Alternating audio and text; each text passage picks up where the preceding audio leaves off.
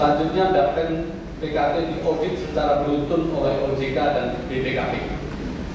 Memang saya dipanggil untuk wawancara, namun saya merasa tidak diberi akses yang memadai untuk mengklarifikasi.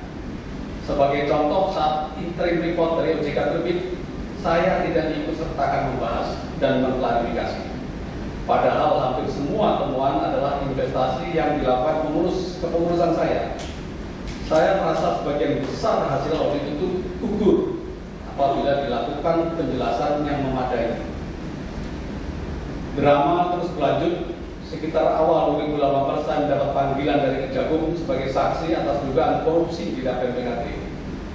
Terus terang saya merasa shock. Istri saya mengingatkan saya untuk tetap berpikir positif. Koruptor adalah gelar yang menyeramkan untuk disandang. Karena korupsi adalah kejahatan luar biasa dan disinyalir menjadi penyebab keterpurukan ekonomi bangsa dan kesengsaraan rakyat. Para koruptor pantas mendapat hukuman yang berat dan yang terberat adalah sanksi sosial dari masyarakat. Majelis Hakim yang mulia, sejak menjabat sebagai Dirut Dapen mulai Mei 2016, saya berusaha menerapkan manajemen yang bersih, transparan, dan hemat. Di samping dengan sistem juga dengan contoh. Mungkin saya sedikit dari Dirut Dapen yang tidak pernah punya supir maupun sekretaris khusus, karena saya lebih suka nyopir sendiri dan naik kendaraan umum seperti busway atau kereta api. Ada romantika sendiri. Sopir yang ada saya jadikan staf umum yang mungkin lebih optimal pemanfaatannya.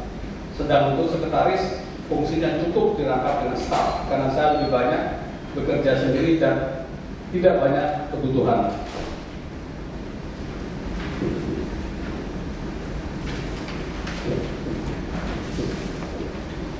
Saya menyadari posisi Dirut Dapen rawan godaan karena mengelola dan memiliki kewenangan atas aset senilai lebih dari 1 triliun. Karena itu sosok yang jujur dan memiliki integritas merupakan syarat utama. Kami berharap majelis hakim yang mulia dapat melihat kasus kami dengan kacamata kebenaran. Karena keadilan hanya bisa ditegakkan di atas kebenaran, bukan di atas kebohongan yang dipendam.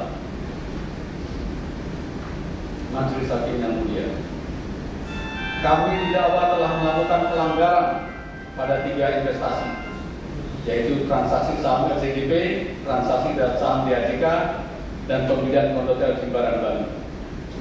Menurut hemat kami, ketiga investasi tersebut di atas kami lakukan dengan niat dan tujuan yang baik dan telah memberikan hasil yang baik pula.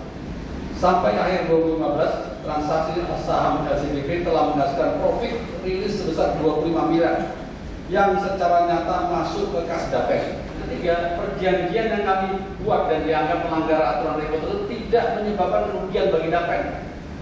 Sebaliknya, dengan adanya perjanjian tersebut, Dapen memiliki hak tagih pada pihak ketiga, sehingga kerugian bisa dicegah. Jadi kerugian itu tidak, pelanggaran tidak menyebabkan kerugian, sebaliknya mencegah kerugian. Terbukti perjanjian tersebut efektif dan dapat digunakan karena pihak ketiga tetap komit untuk mengganti kerugian yang terjadi akibat turunnya saham. Cukup banyak pihak yang memiliki saham-saham tersebut dan hanya bisa menunggu saham naik.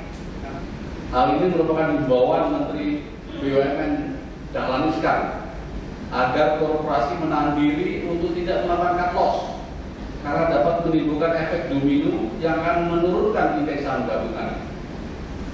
Terbukti pada Januari 2016 indeks saham gabungan mengalami kenaikan. Karena bukan BUMN, sebenarnya kami dapat melakukan penjualan saham DAJK maupun LCGP karena pasar masih menyerap dan harga masih tinggi. Namun kami memilih penjualan di pasar nego dengan mendesak PT SMS dan PT API untuk melakukan buyback dengan harapan tidak terjadi kerugian sekaligus tidak mengganggu atau ikut menguatkan perekonomian negara atau nasional.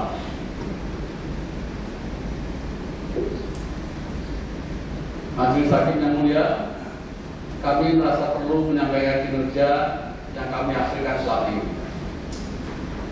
Meskipun didera krisis global tahun 2013 dan 2015, kami telah menghasilkan profit rilis sebesar 300 miliar kepada Dapen PKT dalam kurun waktu 3 tahun dan menaikkan hasil neto lebih dari 100 miliar.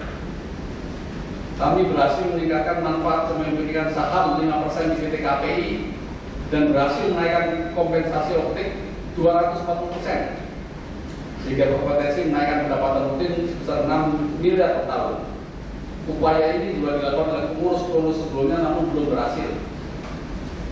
Kami juga melakukan penghematan dengan menyatukan kantor, mengurangi karyawan 12 orang, mengurangi dinas direksi, mengurangi fasilitas dirut, dan lain-lain.